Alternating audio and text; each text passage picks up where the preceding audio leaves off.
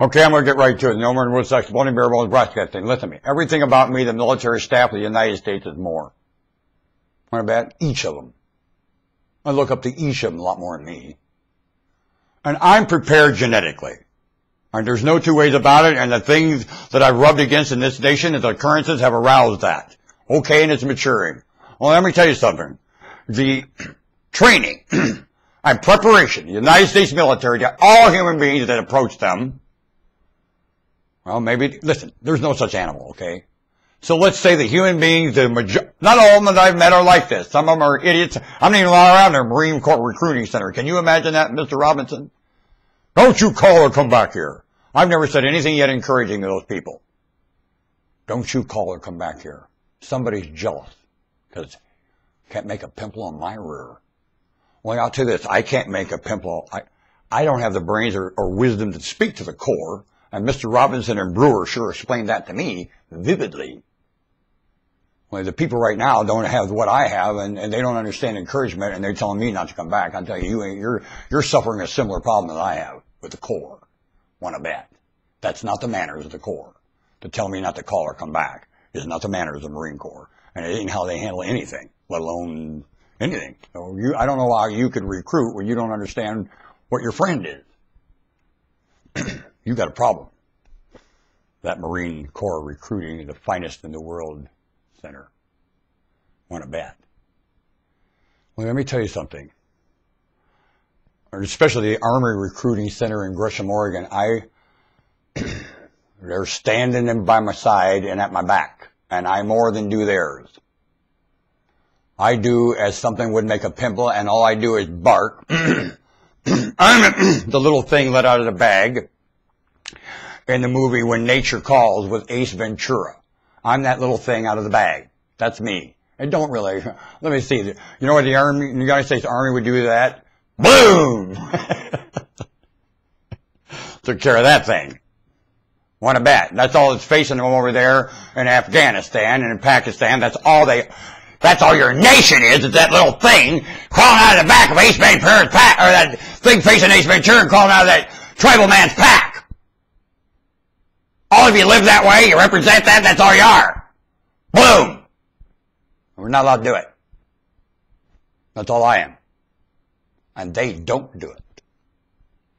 United States Military Recruiting Center in Gresham, Oregon is not afraid of Norman Woodstock Spalding at all.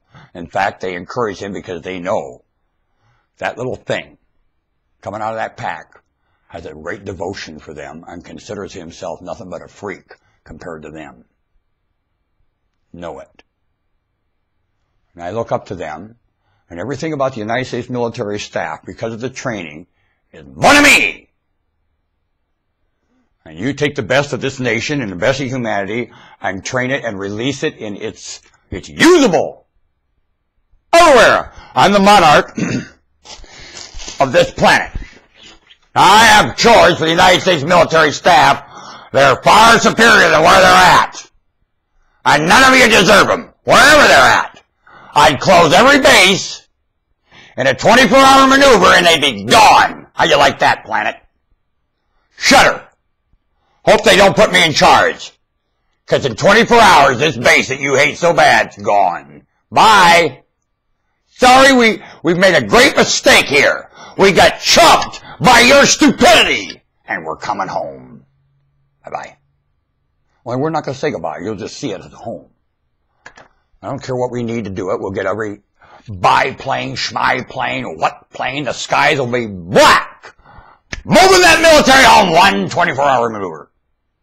Ocean's thick. Home.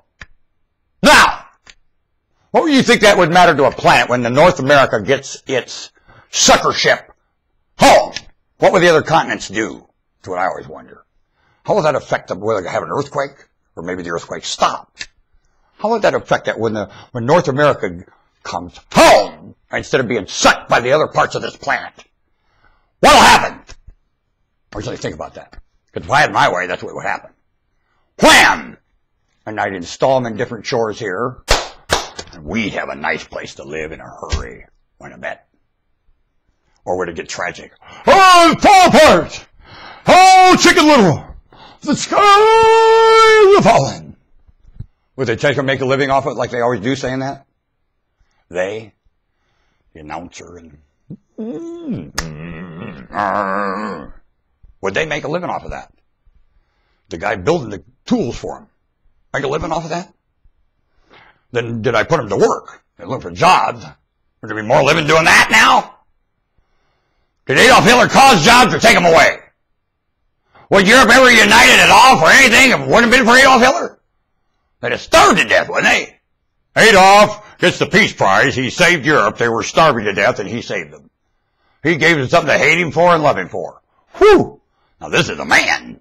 They all lied about him and got up moving. Not bad, Adolf. You'll go down with a Peace Prize. Well, peace against starvation. That's for sure.